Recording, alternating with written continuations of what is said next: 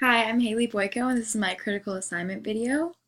So my desired career is occupational therapy, and the basis of occupational therapy is helping people overcome their disabilities, whether it's physical, social, emotional.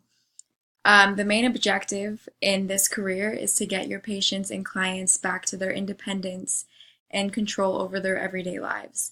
That is personally why I am so excited to be embarking on this career, is because that alone is so rewarding, and creating relationships with people and helping them get back to where they want to be sounds just amazing, and I'm very excited to start.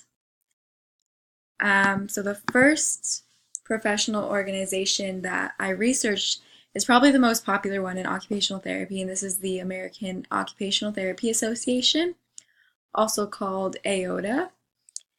Some benefits for joining this is continuing education, online classes, webcasts, stuff like that. Also, discounts on their books, their materials, and their conferences as well. Um, their membership fee is $225 per year for occupational therapists. Let's see, the second professional organization that I researched is the Occupational Therapy Association of California. And this is relevant because I live in California, so that was good to know. Benefits for joining this one, an online career center, which is awesome. Also, continuing education, grants, and training. And the fee for this one is $199 per year for occupational therapists. So here's a few trends of occupational therapy right now. So for an entry-level job in occupational therapy, you do need your master's degree. The median pay right now is around 81,000, and the job outlook is looking good because it's projected to grow 27% from 2014 to 2024, and the graph on this slide actually shows that trend. So that is very good to be going into a career that is projected to grow and not to plateau or even drop. So that's awesome. So the succession of degrees and licensure, for this career is bachelor's degree and master's degree, and then obtaining your license.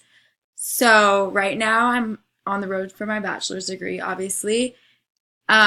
Those who are looking to be occupational therapists don't major in one specific major in their undergraduate. Obviously, I'm majoring in kinesiology, but people major in anything from sociology to anatomy to psychology. It all depends. As long as you're just getting the prerequisites for your desired grad school, then you'll be okay. The master's program is 2 years long typically for occupational therapy. And then for licensure, you must have graduated from an accredited program and then passed the NBCOT exam. All right, so there is a hefty amount of prerequisites for occupational therapy. A lot of it is science-based, and then you'll go into your social sciences too. So chemistry, biology, anatomy, and then you have your statistics as well, and then you go into your psychology, sociology, anthropology classes.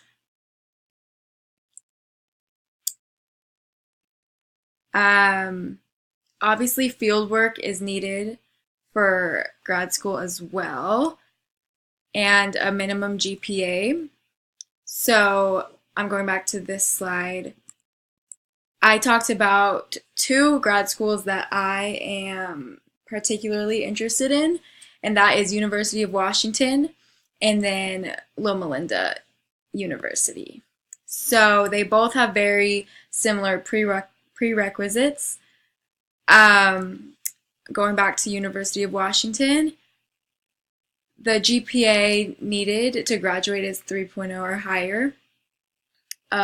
300 to 350 applicants apply each year, so a pretty hefty amount, and it's pretty competitive to get into any grad school for occupational therapy for that matter.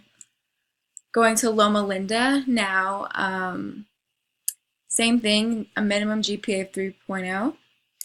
And acceptances per year, this is interesting, only 30 to 50 people get accepted depending on the year. And then to note, 40 hours minimum of volunteer experience is needed to even get into this grad school. So that's motivating to start volunteer work. Okay, so there are a lot of certifications for occupational therapy. Here I noted 9 of them. And going back to the professional organization of AOTA, you can obtain all these certifications through there. So I'm very excited to look into these certifications more and see what specialty I want to go into when the time comes.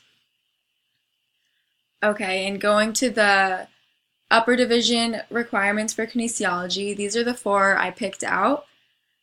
Movement experiences for children, applied exercise physiology, fitness assessments and exercise prescription, and principles of conditioning athletes. So I think these are all very anatomy, human body based, and I noted that it's very important to know the human body and the way it moves in order to properly assess my future clients and patients when it comes to treating them and helping them get back to their independence.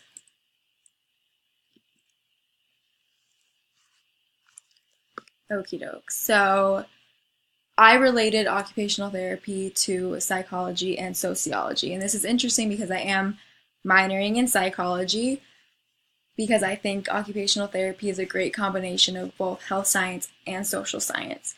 And I think in order to be a great occupational therapist, I really need to know how to read and understand my client's thought process and psychological makeup. So I think the best therapists have a lot of empathy and they just run with that, and that's how they're able to build a great connection with their clients and patients and help them reach their goals.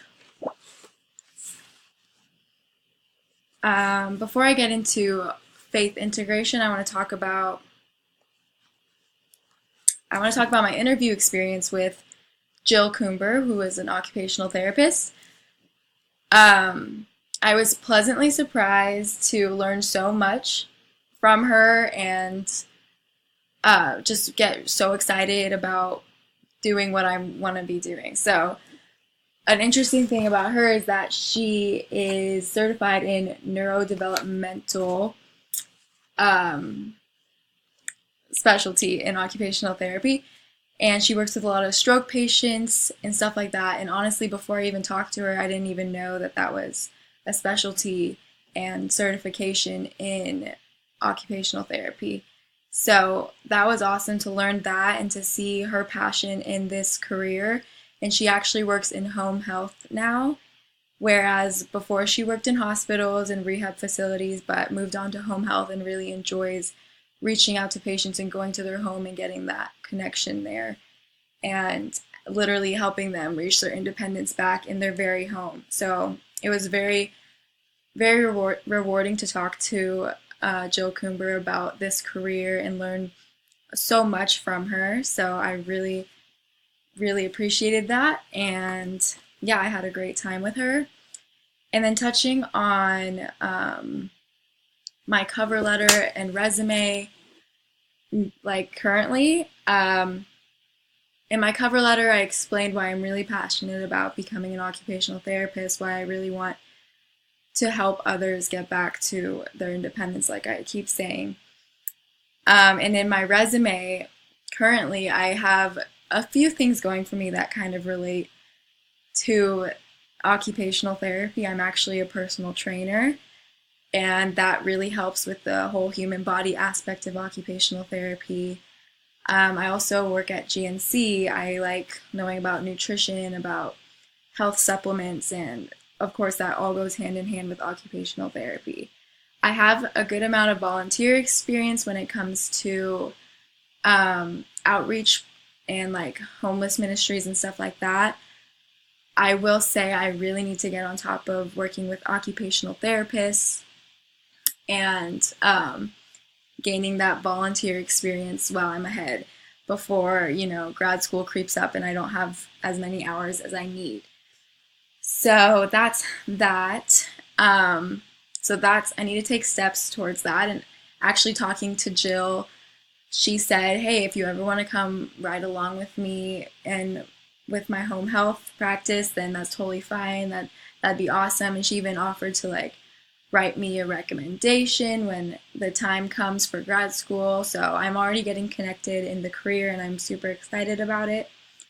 So yes, that is that. And finally, with my last slide, with faith integration, I touched on 2 words of the week, one from week 4 and one from week 6. Week 4 being the word worship, which is so important in my life because worship is a way of life.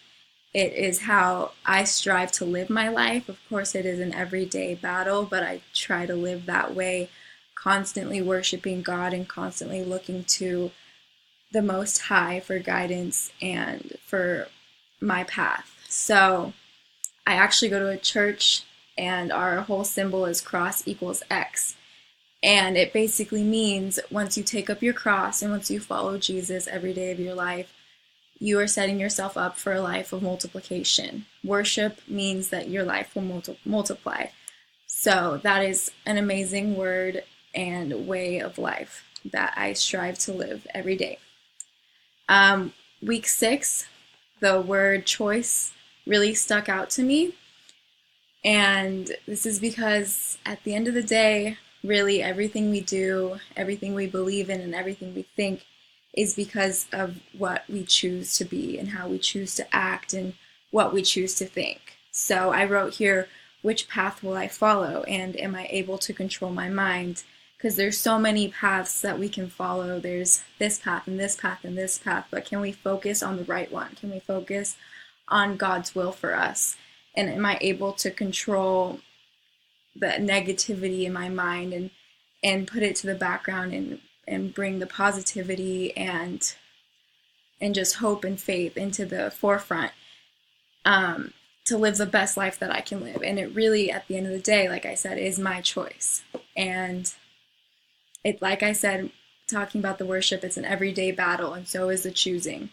But every day you wake up, you want to choose God's gifts. You want to choose his hope and his redemption and his joy that he's literally handing us, that we can either say no thank you or yes please give it to me. So that I've really enjoyed the faith integration in this course, and I'm so thankful for Cal Baptist that we can talk about this openly.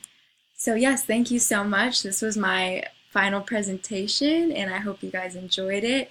Hope you're all having a blessed day and thank you for watching. Bye.